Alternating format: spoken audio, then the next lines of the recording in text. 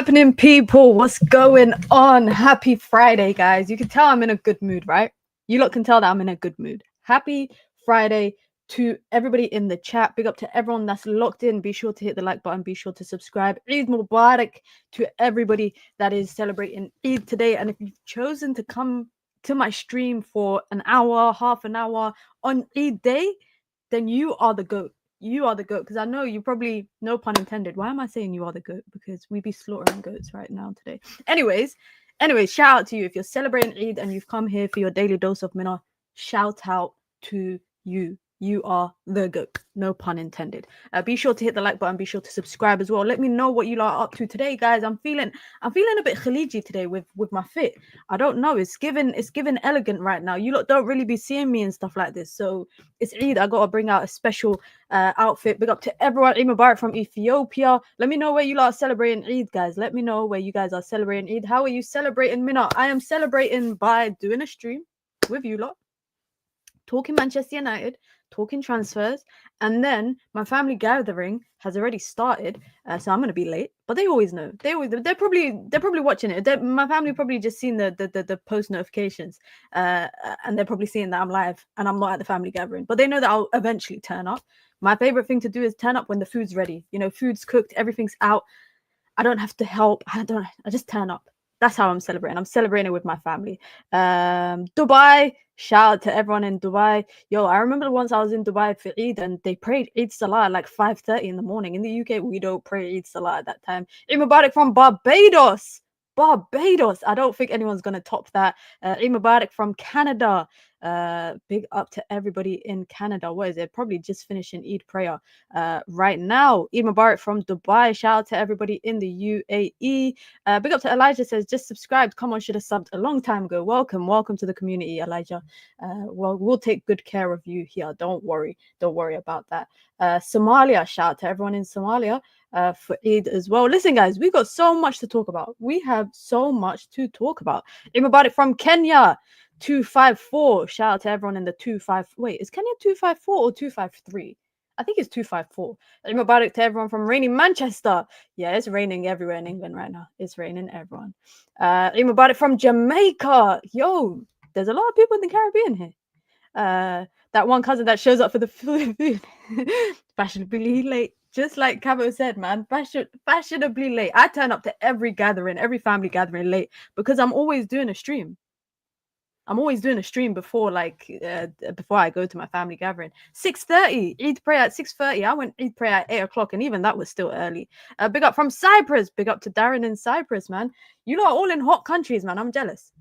We got so much to talk about, guys. But before we actually talk about transfers, I'm sure a lot of you guys have seen Manchester United's Q3 financial results have been released today, and you lot know I'm here to give you lot finance for dummies, because it is very overwhelming. It is very, very overwhelming to look at something like this and think, whoa, what does this all mean? I'm not gonna lie, some people, they'll see the numbers and they'll try and make sense of it. So I'm here to try and explain it and summarize it in an easy way for everyone to understand. But long story short, guys, Ineos are working around the financial implications that they've inherited from the Glazers, and they are doing a relatively better job than maybe what they inherited. Maybe they're not where they want to be, and that's a long way to go, but they are doing a slightly better job than what they inherited. For some context, so you guys can see here, and shout out to POS 007 on Twitter, who put this together in a more detailed way for us to see, so that we can see the year-on-year growth compared this time last year to this year, so the Q3 period that's been reported. In terms of revenue, there's been a dip in revenue for Q3 of 2025 versus Q3 of 2024. It could be for various reasons, which include, I think the most important one will probably be like broadcasting, etc. That will probably be the main part. You can see the Q3 revenue, the specifically Q3 revenue that was made was an increase from last year, which is probably due to broadcast revenue from Europa League and obviously making it to the Europa League final. One thing that kind of stood out for me, guys, is that Man United are still making an operating loss. They're still making an operating loss, and they are still making a loss before tax, but the level of the loss that they're making is significantly lower than previous years. That's the most important thing. Obviously, there's things that come into consideration as well in their costs, such as, you know, the new Carrington training ground that costs about 50 million. So those numbers will be in there somewhere. But overall, they are doing better than where they were last year in Q3. And one thing I will say, and one thing that I noticed, guys, is the finance cost here. You can see the finance cost is 76 million. That is just for the 9 months of the financial year, right? Manchester United pay a significant amount year on year on finance costs in comparison to if they didn't have some extravagant costs. Now, you lot are probably thinking, what is finance costs?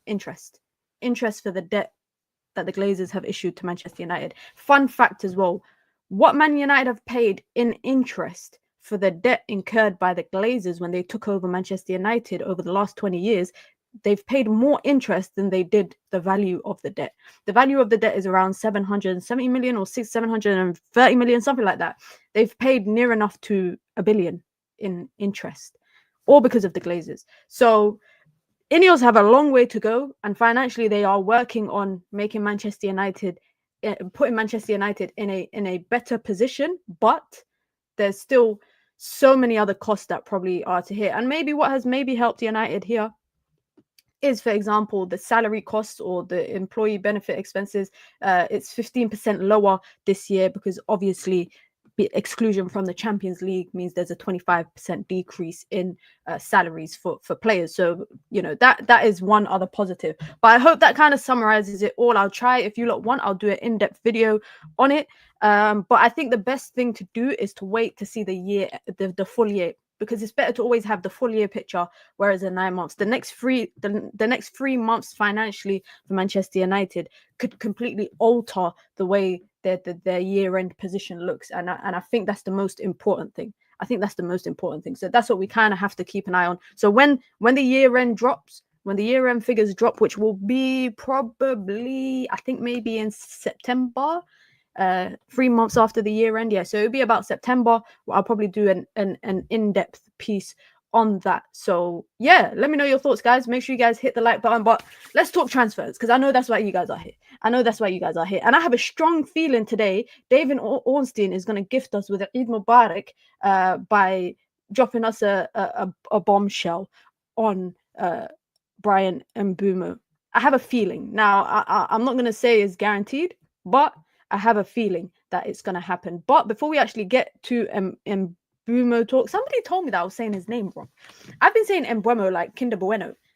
Like, that's how I've been saying it. And then I saw someone sent me a video on Instagram and said, this is how you say his name. And it was a video of him saying it. So I'm going to try my best to pronounce his name, how he pronounces it. It's Mbeumo. It's like a E, yeah, Mbeumo. It's like a ER in it.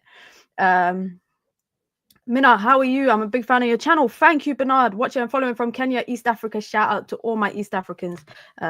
East Africa has a special place in my heart. Spain versus France should have been today for Eid. That was a party. Yeah, that game yesterday. Ridiculous. It was Ryan Cherki was going off. And to be honest, guys, yeah, I'll be so honest, just quickly before we actually get into transfers.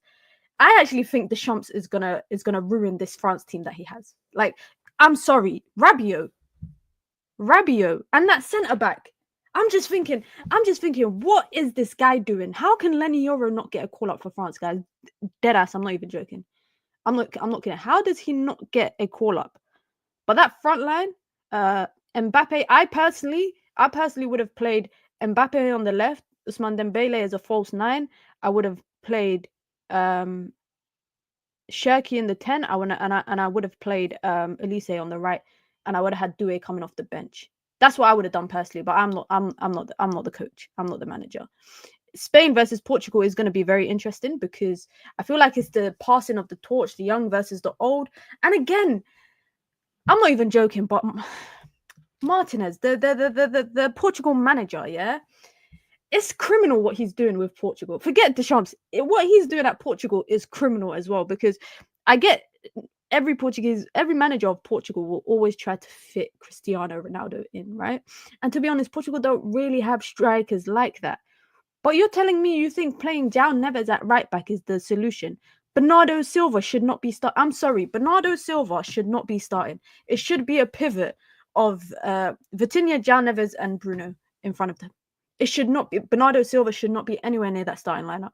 But it'll be interesting. It'll be interesting. The only reason why I want Spain to beat Portugal, Roberto Martinez, he's a fraud. He's just as bad as Deschamps. I don't know why they ever appointed him as the manager, by the way. But quickly, just on the Spain versus Portugal final, the only reason why I want Spain to win is because I want Spain versus, it'll be Spain versus Argentina, right, in the finalissima. I don't want to. I know the script writers want Portugal versus Argentina. I don't want to see that. I don't want to see that because the whole thing is going to be Messi versus. I'd rather watch Messi and Argentina versus Spain and Yamal, because that for me is like the passing of the torch. That is the passing of the torch. Let me see what Ben Jacobs said before we get into it. There you go. All right, let's start with this. We got Ben Jacobs. He went from being a fraud to being pretty reliable. You know what? I gotta respect the grind. I gotta respect the grind. We got a new Mbeumo. Let me update the title quickly.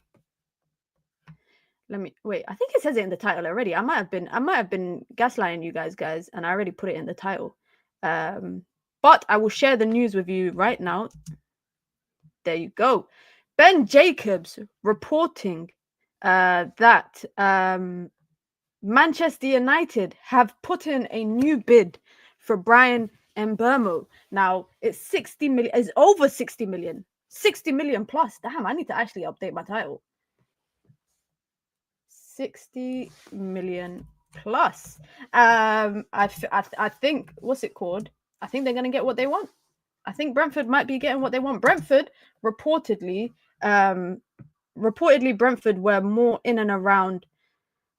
They felt he was more in and around what Man United have paid for Matheus Cunha, and that's about 62 million. They wanted 50 million guaranteed, and it looks like they might be getting it. Now, my assumption, and we'll wait to see some new news on it. We'll wait to see some new news, but Ben Jacobs has reported that it's over 60 million. We don't know what it's the makeup of, but I'm gonna assume it's probably like 55 million plus. Maybe they can't be paying more. They cannot be paying more for Mbeumo than they are for Cunha. Maybe they're paying around the same. So it might be 55 plus 8, 55 plus 7. They wanted a guarantee of at least 50 million pounds, at least, or 55 million, up to 55 million, and they wanted a package of 60 plus. And it sounds like, shout out to Sully, yeah. If you guys don't follow this guy here on Twitter, because for me he's the closest thing to a legit ITK. If you guys don't follow this guy here, follow this guy. Follow this guy here, because he reported it 2 hours ago that Manchester United have held internal meetings in the last few days and are planning for a second bid. He reported that. So make sure you lot give him a follow, because he's always right. Shout out to him. He does his due diligence. But like I said, Ben Jacobs reporting that Manchester United's second bid has now been placed for Bryan Mbeumo. And you know what? You know how I just said now that we might get we might get a David Ornstein announcement? I think it might even come during this stream, guys. I think it might even come during this stream. Now, it's also, I don't know if you guys have seen, but for me, the reports are funny. The reports about Man United and Bryan Mbeumo is hilarious. Now, it is being reported as well about his, I don't know why his salary stuff is out in the open like that. Maybe, I don't know, maybe it's desperation for journalists to paint United in a certain way. Now, it's being reported that he's agreed personal terms of 200k a week and has already agreed to a 5-year contract with an option for an extra year. That is the same contract duration as Cunha. That is the same contract duration. Now, for me, it's very important for what has been put together in terms of Mbeumo and Cunha, but that number 9 piece for me is equally as important. It's equally as important as maybe anything else that Manchester United are going to add to that front line. I do also think Man United need to buy a midfielder, which we'll talk about. You guys are talking about Ryan Cherki. I don't think people are saying let's hijack Ryan Cherki. I don't think I don't think Ryan Cherki is the type of player that United are looking for, unfortunately. Like, I think he's a great player. And I've been a fan of him since he came into the Lyon team, since he was in the academy and came into the Lyon team. But I just don't think he's what United need right now when we're talking about what they lack. Because, there's no point buying Ryan Cherki when we're still weak. There's no point on, we're still weak, we're still struggling with physicality. I'd rather Man United address all those points, and if he ever becomes available on the market again, then go for him. But also, I would also rather have I'm actually quite happy that Man United are going down this avenue of signing Premier League proven players. I'm actually quite happy with that. I really like Ryan Cherki, but we don't have to, and when I say we, I'm talking about like collectively as a fan base. We don't have to raise Ryan Cherki's praise by shitting on Mbeumo or Cunha and saying, why did Manchester United buy them when they could have bought Ryan Cherki? You have to look at what United need right now. It's like you build a house, yeah, and you're building your kitchen, right? You're putting, before you actually start buying appliances for your kitchen, you need to do the pipes and all of that kind of stuff. And I'm not, if you lot know, man, I stay doing bad comparisons here on the channel, but I hope the point is there with you lot. It's like me furnishing my living room, but I put my sofa and everything and my coffee table all out. And then I say, okay, I'm going to paint. Now I'm going to paint. Shouldn't you paint first before you put everything out? It's just that for me is just priorities. That's it. I like Cherki. I really do. And I would love to have him at Manchester United. But I think it just makes sense right now for Man United to go down those priority. You reckon Cherki is a luxury player? Not a luxury player. I made a video about it and I said basically he's got so many qualities going forward that you have to be willing to allow him some leeway defensively. Man United are not in a place to allow anyone leeway defensively. We're not in no place. New Hojlund news. Who's reporting on Hojlund? By the way, this is so random. Has anyone got the new Nintendo Switch? Has anyone got the new Nintendo Switch? Oh, I just seen the Hojlund news. We'll come to that because we're going to talk about Hojlund is. You know what? Let's just go straight to Hojlund because he is on the topic of discussion here. James Ducker at The Telegraph reports that Inter have not been discouraged by Rasmus Hojlund's struggles in the Premier League, and he features prominently in their list of attacking targets. It was also reported earlier by Damasio that Inter will wait for their new coach, Christian Chivu, to hear his opinion before deciding whether or not to pursue their interest in Rasmus Hojlund. Now, I can't lie, guys. I don't mind. I don't mind if Inter come in for Rasmus Hojlund, but I'm questioning what conversations are they having at Inter where they think, yeah, let's go for Rasmus Hojlund.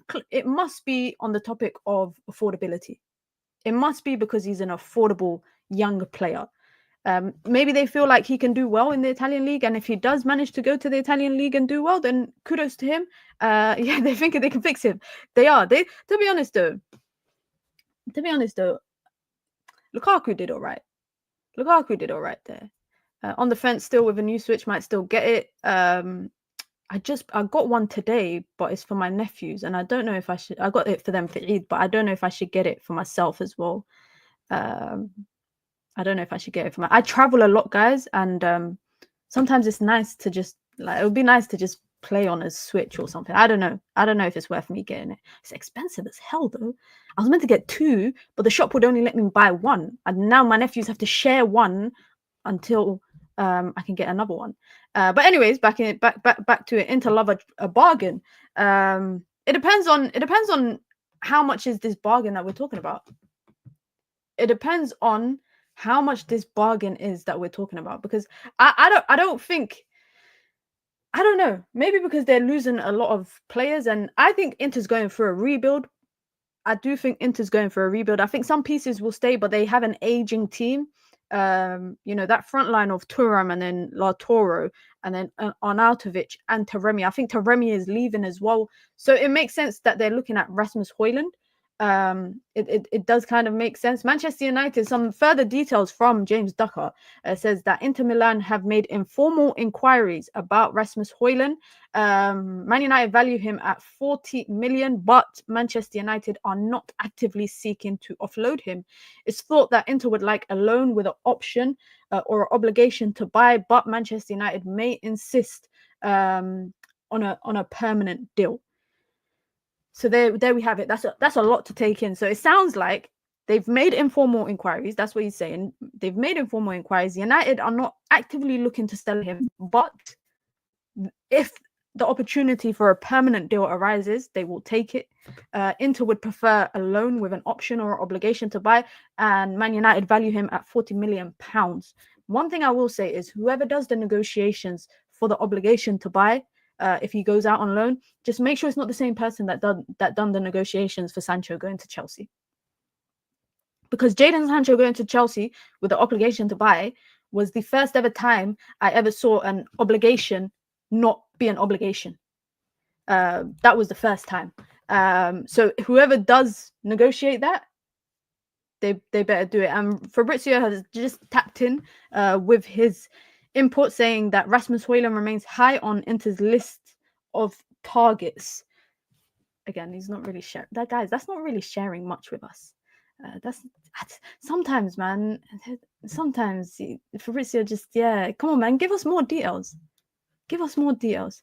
I don't know if you guys think this is a good move for Rasmus Hojlund. Would you prefer a loan and an obligation or a straight sell? Because I'm not gonna lie, off the back of this season, I don't know how Man United managed to sell him. I don't know how Man United sell him for 40 million. I don't know how Manchester United sell him for 40 million. And maybe if they send him on loan with an obligation of 40 million, they're more likely to get that. But from the off right now, I just don't see how they get 40 million for him. I do think an obligation is maybe the best way. And if they can pay a loan fee, what happened, guys, to people paying loan fees, guys? Why is it when Man United send people on loan, we don't get a fee? We just somehow get the other team to pay some of the salary. Whereas I swear when other people get players on loan, they sometimes pay a loan fee. I don't get it. I don't get it. Is it just United that don't be getting loan fees? Was Hojlund's transfer fee paid in full? If so, sell him now. It's very unlikely that any football club ever pays a transfer fee in full unless it's a release clause that requires it. Normally, if you buy someone, guys, fun fact. I learned this when I was researching a bit about football. A club will never pay the full transfer fee up front. There's always like a middleman, a broker, a capital company that will pay the fee to the club if the club wants it all up front, and then Manchester United will pay to them. Let me see what you guys are saying. Because we usually loan out players we are desperate to offload. That's true, because we pay crazy wages. That's another thing. We got a 5 million loan fee for Sancho, technically. I don't think if that's half, is that how you're seeing it? Is that what makes you feel better about the Sancho's loan? It's because of our wages. Yeah, I think it is because of our wages. I don't trust these obligations no more. Nor do I. I don't trust these obligations no more. Let's talk strikers. Let's talk strikers. Be sure to hit the like button if you just come through. We've got over 250 people here. Let's try to get 200 likes. It's Eid, guys. It's Eid, so you have to hit the like button. If you're not gonna send me Eid money and you're not gonna send me an Eid gift, just hit the like button, because that goes a long way. And I'm going late to my family gathering so I can stream. You lot better hope that there's no like bomber whilst I'm at my family gathering, because I'm gonna have to leave my family and come back here to stream or to do a video. So come on, man. I know for a fact I'm not even looking at my WhatsApp right now because I know my family are cooking me in the group chat for being late. So make sure you guys hit the like button. If you want to join the membership club, you can. It's the pinned comment in the chat. You get your badges, you get your emojis, you get your custom member content. Of course, you get to support the growth of the channel, the ever-growing channel here. We hit 15K the other day, on the road to 16K. If you want to support the channel in alternative ways, you can by sending in super chats with your comments, with your questions, with your thoughts, or just to show some love. We've got a super chat goal on the stream today, so you guys can help me reach that. And it goes a long way to improve the quality here on the channel, you know, putting out content on a regular basis. Why are you not with the fam? My family know on Eid I'll do a stream and then I'll come to whatever the gathering is, unless we're going out somewhere. Today we're not going out, we're just gathering at one of my relatives' house. And plus, if I turn up late, guys, the food's ready, it's set out, like I don't have to help, I don't have to set up, I don't have to, like, to be honest though, we are having a barbecue and they never expect me to actually help on the grill. Like, everyone's got a job, so like some people go shopping, they do the food shopping, some people get the drinks, one person is in charge of the grill on the day and does the barbecue because they're the only one that knows how to do it. Me, I just come, and just me turning up is just enough. Me turning up is just enough. And then the kids are going to be like, where's my Eid money? It's long, guys. Today I have to go to the cash point before I go there and make sure I get £10 notes, because the kids are going to be like, where's my Eid money? Where's my auntie? Where's my Eid money? Where's my Eid money? And then I'm going to go to my aunties and to my mom and be like, yo, where's my Eid money? Then they're going to tell me, grow up. How old are you? Why are you asking us for Eid money? Minna politely letting us know she can't cook. No, I can't do the barbecue grill. Like, that's not something that I do. Like, come on, man. I don't do that stuff, guys. That's not me. That is not me. You lot are laughing, but you guys don't know how tough it is being an adult in a family where there's like so many nieces and nephews. Hopefully by the time I get there, half of them are like tired and they ate so much sweets and they're sick. So then they forget that I have to give them anything. Hopefully that is what happens, guys. But yeah, let's talk strikers. Let's talk some strikers.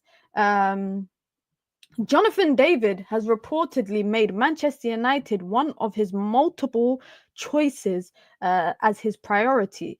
The list includes Manchester United, Barcelona, and PSG. His preference is to make a switch to the Premier League. Unfortunately, Manchester United haven't made any advances to sign him, even though he's available on a free. That last line is actually kind of sad. That's a bit harsh. You know what's crazy, guys? Every summer, without a fail, I've seen Jonathan David being linked to a move. Every summer. And it's gotten to a point now where he's leaving on a free and nobody is queuing up for him. And despite the fact that he has good numbers, and this is why I always say, do not let numbers fool you all the time. Like, even with Gyokeres, we're going to get to talking about Gyokeres, but don't let numbers always fool you, because there's a lot more context to it. Now, Jonathan David is not even an old striker. He's not a young striker. He's like 25, which means he's experienced enough. He's free. It's low risk, but nobody wants him. And he is prioritizing these teams. Not these teams are prioritizing him. He is prioritizing these teams. Now, I would have thought that he would go to a club like Newcastle because he would get some playing time alongside Isaac. And I thought, you know, they're in Champions League, and it's not like a big club, but it's not a small club.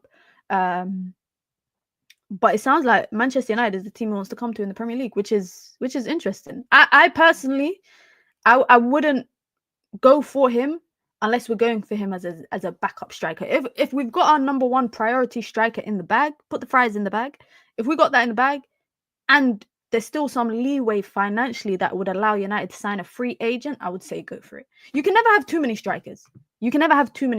And it would also take some weight off of Chido's shoulders, because if Hojlund goes out on loan, we don't know about Xerxes' future. There's a bit of uncertainty around Joshua Xerxes' future. But if Joshua Xerxes stays, you know, for me, I think Joshua Xerxes will be that he would play as one of the 10s for United, I think, if as a rotational option. And then that will give Chido an opportunity to not have too much burden on his shoulders, because I don't want him to have too much burden on his shoulders. So if Man United complete all their signings and they get in their priority striker and they bring in a goalkeeper or a midfielder, whatever the priorities are, I would then look at Jonathan David. But it's so funny how he's always available. He's always available, but at the same time, nobody wants him. This feels kind of sketchy, but I'd take a punt. Yeah, I would only take it if it's like low risk, low reward. You know, like Christian Eriksen, when you look back at it, he was a decent signing, albeit it wasn't what we wanted in midfield. He addressed some issues that United had, and it gave us some depth in midfield. So I would go for it for that reason. But on the topic of strikers, which is the main, guys, it's the hope. It's really the hope that kills you with Viktor Osimhen, right? It's really the hope that kills you. Now, let's just set the tone. Let's just set the tone for this Viktor Osimhen, situation. Al Hilal were ready to pay him nearly 30 million, or more than 30 million a year. Sorry, not a month. What the hell? And he still can't agree terms with them. How much money is this guy asking for? And by the way, guys, I don't know if you guys recall, the reason why he ended up at Galatasaray in the first place was because it fell through with Chelsea in the summer transfer window because of his financial demands.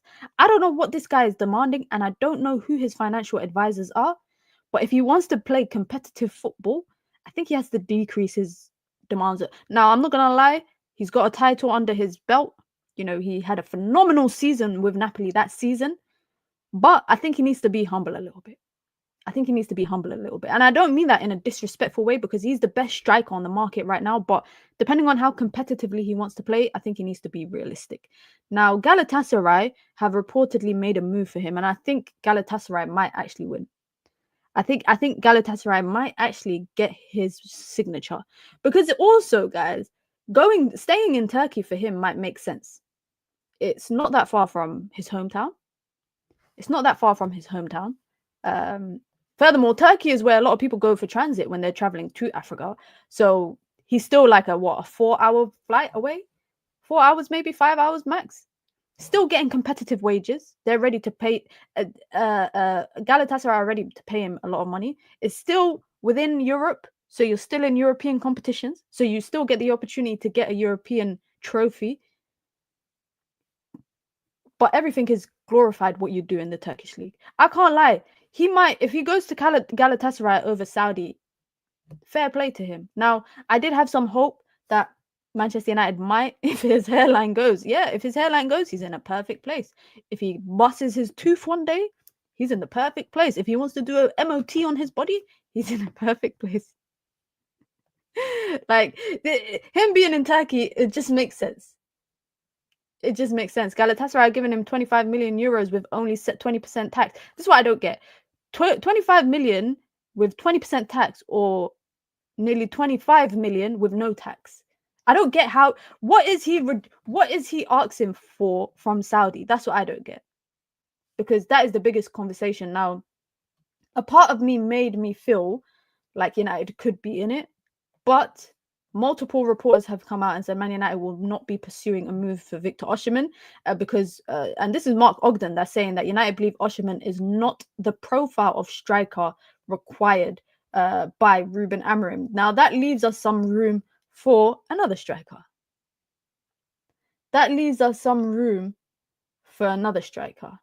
And I can't lie, I think we might end up with Gyokeres, guys. I really think that we might be ending up with Viktor Gyokeres. We're ending up with a Viktor. That's it. If it's Viktor Gyokeres, Viktor Osimhen, I know. But I think it's likely to be Viktor Gyokeres. I'm amazed at how many people now want him at United. And I'm also amazed at the flip-flop. I can't lie, I'm amazed at the flip-flop of... Because I've seen people not wanting Gyokeres who wanted Osimhen now saying, bring me Gyokeres. I'm not judging, guys, because we don't judge. Because me, I flip-flop too. I always said Gyokeres was my second preference. This might be you know what? I genuinely think we're gonna end up with him. Now, Manchester United are ready to open talks for Viktor Gyokeres, who is ready to leave Sporting for £55 million during the summer transfer window. Now, he had a release clause, but I think he ended up having a gentleman's agreement with Sporting that if he stays for another season, this was from last year, that he would stay. Do you rate Gyokeres, Queen? I do, but I seen a very I liked Gyokeres, guys. Crazy. If I show you guys a tweet, you lot will laugh.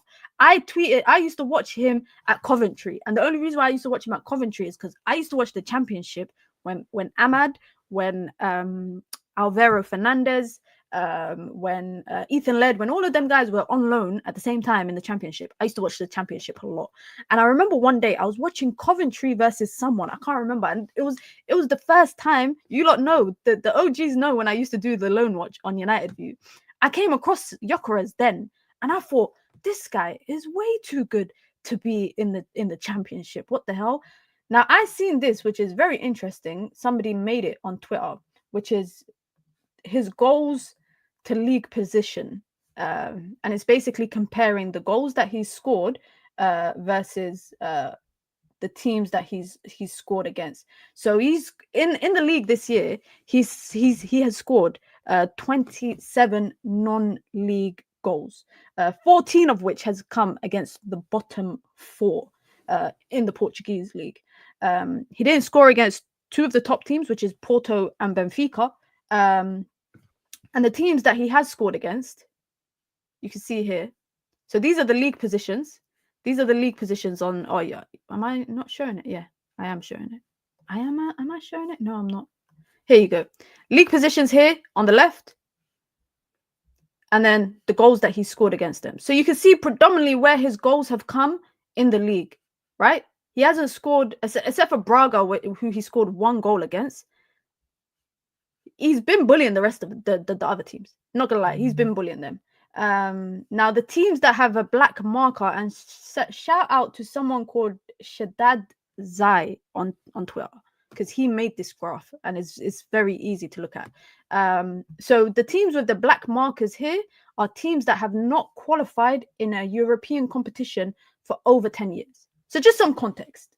This is just some context as to what Gyokeres has done. Now, I'm not gonna lie, 27 league goals against everyone outside of the top four is still good goals. That is still that's still a very good metric. I think people get caught up on the whole thing of, oh, does he score against top six or does he score against blah blah blah. If you're including, European goals, it takes it up there, because like you say, yeah, he scored a hat-trick against City. He scored a lot of goals in the Champions League. What I think United need is just a striker that's physical, that's dominant, that runs the channels. That's it. I do kind of wonder how he will work with Mbeumo and Matheus Cunha, two players that, if they're playing a lot more centrally, how is it going to work? Who's going to have what kind of side that they kind of dominate in terms of running, who's going to run the channels, who's going to run on the far parts, who gets priority. If United are on a break, say envision this, United are on a break, Bruno Fernandes has the ball in the middle of the in the middle of the park, you've got Cunha coming short, and Mbeumo and Gyokeres like darting through the middle. Gyokeres, for me, I already know that he will occupy the central parts of the centre backs, and I'm okay with that. He will occupy those parts. And Mbeumo, we know, can go out wide. We know he can, run the channels in a different direction. Cunha, for me, is a flat-out bully, picking up the ball from the midfield and going through the middle with the ball. I think what we need, i.e., what Manchester United need, is just someone to bully centre backs. Like I'm so tired of us coming to a fight we're coming to a gunfight with sticks, guys. That's how I feel with Rasmus Hojlund up front last season. I feel like last season, Manchester United were turning up to a gunfight with sticks, and we were getting beaten up every single time. For once, I just want to see a centre-back that is strong, that is physical, that can, influence United in the final third, even if he's not scoring. And even at the end of the day, I expect him to score. But even in a game where he's not scoring, I would expect him to be a flat-out bully, or at least try and be a bully, try and frustrate the centre-backs, because for so long, I feel like we haven't had that. And I've seen people saying, "Oh, why is Arsenal not in for him?" You know, he's been linked to Arsenal. Arsenal were linked to Isaac. Arsenal were linked to Isaac, and they're not getting him. So just because they were linked to Gyokeres and they're not getting him, it doesn't necessarily mean it's a bad thing.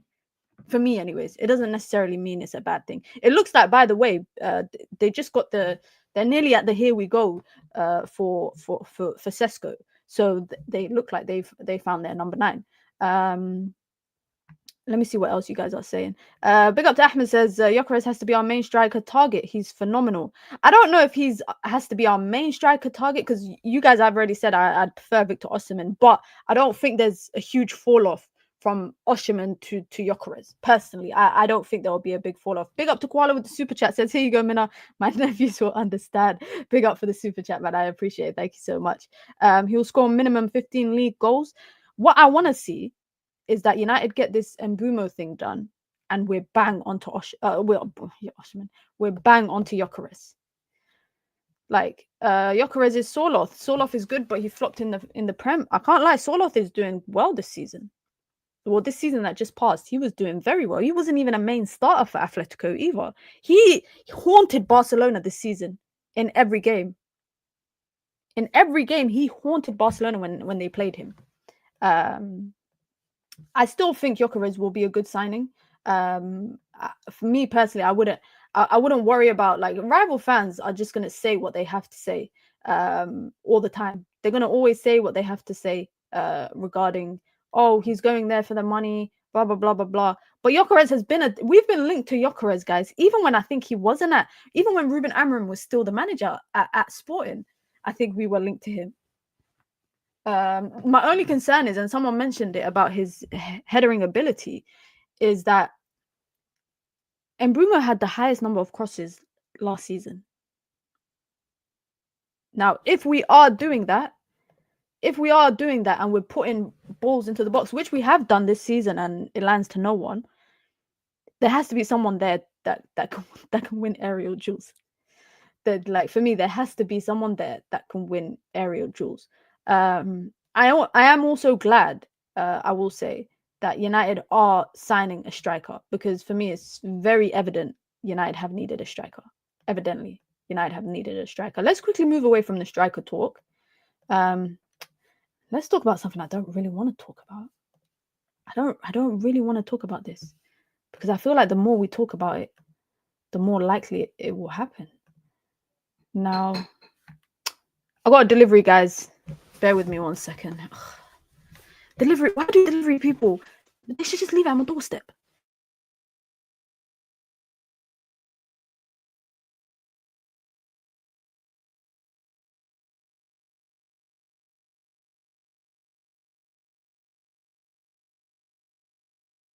All right, we're back, guys. We're back. It's not my Nintendo Switch.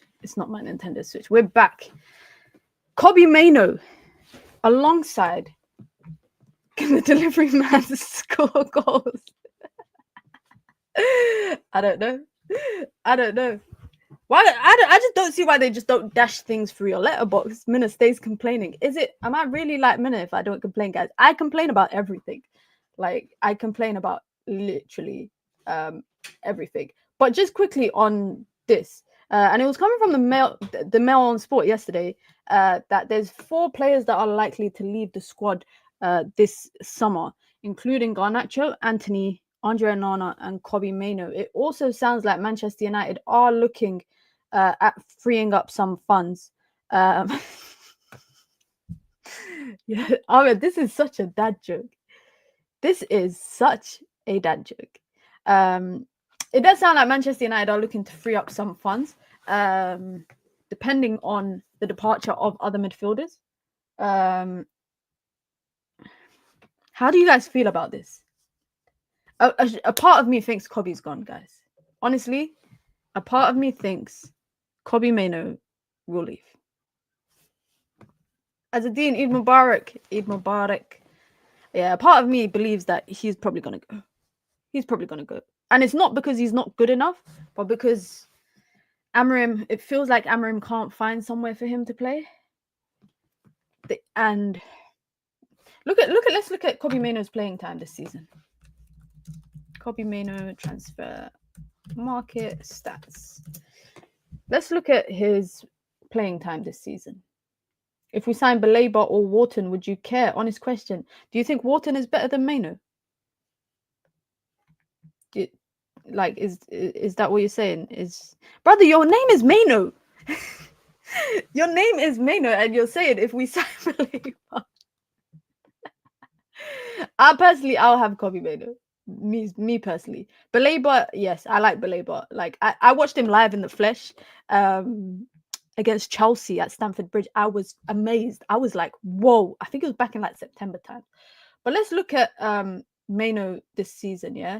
Since Ruben Amorim has arrived, Ruben Amorim arrived here, from here onwards. This is where Ruben Amorim arrived, yeah? And you can see his minutes slowly starting to decrease here. You can see his minutes slowly starting to change, right? Then he was out injured. He's been in the starting 11 19 times, substituted in 6 times, on the bench once, injured 11. Look at the minutes that he gets. Look at the minutes that he gets here. He's played 1, 2, 3, 90, 4 90s under Ruben Amorim in the league.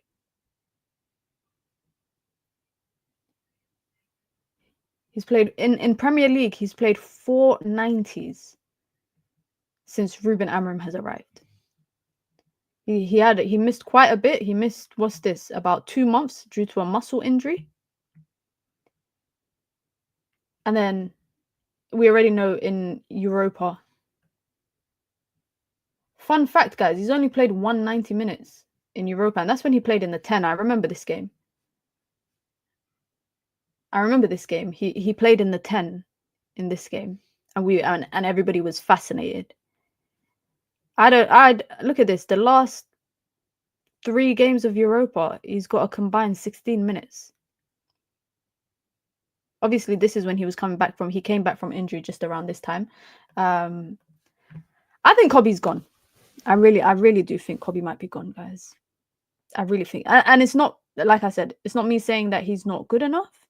I just think that it's maybe easier to sell him than it is to find a way to embed him into the team. That's it.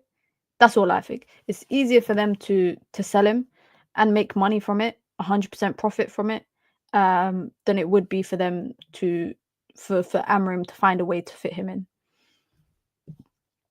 That's it.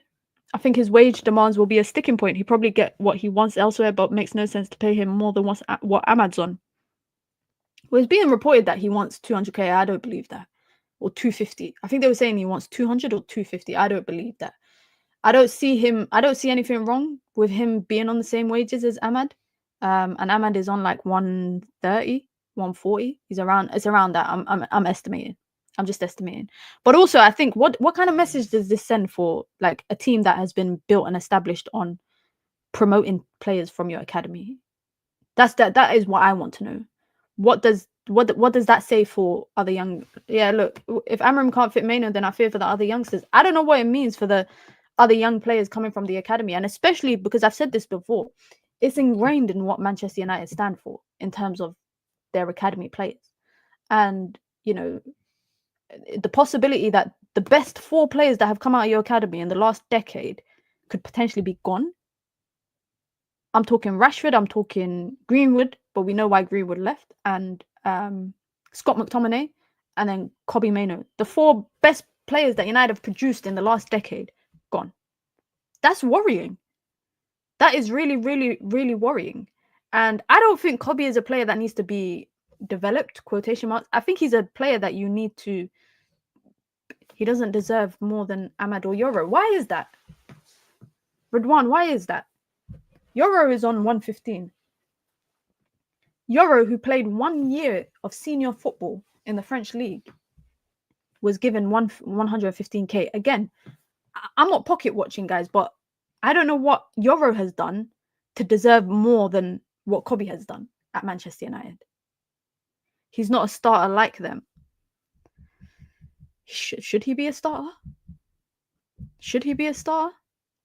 To be honest, the only reason why Ahmad got his contract because he was on his academy contract before he got a new contract. So that was he was gonna get his new contract. So that's why he got bumped up. But I think that I don't think that him and Yoro are too far apart in terms of what they have done in their careers thus far. And the only difference is because Real Madrid were after him. That's why United had to give him competitive wages. Would Man United look to give Kobbie Mainoo competitive wages if they see other teams are in for him? No, because they're going to see him as an asset that they can make money off. That's it.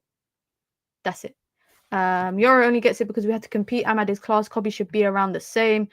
Fillmore says because he hasn't played this year. That's why Yoro was probably our most consistent centre back this year. I think Maguire might have been our most consistent centre back. Yoro was out a bit. Yeah. I have a feeling that someone is gone this summer. I think we know Rashford is probably going to leave, and he's going to have to take a huge ass pay cut to leave. And I think who else? Rashford will leave from I'm talking about academy players. Who else will leave? Garnacho will leave as well. One bad album and people forget your classics. Facts. Minna, Lenny, you can see him becoming a starter if it wasn't for injuries. Kobbie, you can't play in a 2. You need to have 2 men to cover for Kobbie's deficiencies. Ahmad is a starting right wing back for me, and Yoro is a starting centre back. I'd play both every game. Mainoo, I don't think the manager will use him as much. If he ain't going to be used, he ain't getting wages. That's true. When you look at it like that, I totally agree. I 100% agree when you look at it like that. However, what I will say is we'll see how much United can make from him. If United are honestly looking to sell Kobbie, like, I'm not joking, like 70, 80 million.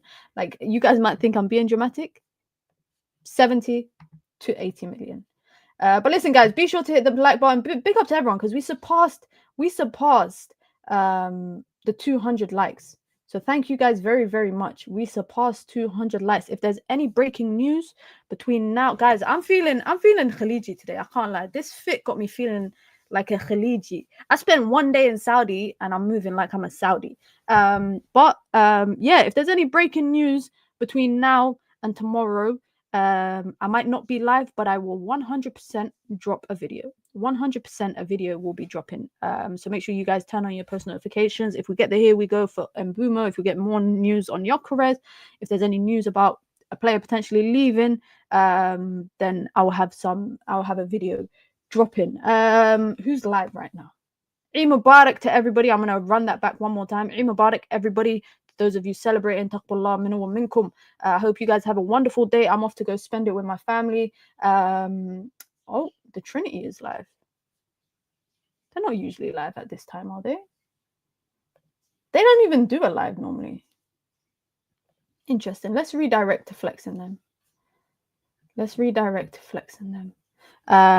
sure you guys hit the like button on your way out, and I'll catch you guys all daily dose of minute tomorrow. I don't know what time, maybe 4 o'clock again on a Saturday. I think that's a reasonable time. Hit the like button on your way out, guys. I'm out. What should we say in the chat? I don't know. Say whatever you guys want in the UV chat. I don't know. I'm out, guys. Eid Mubarak. Peace.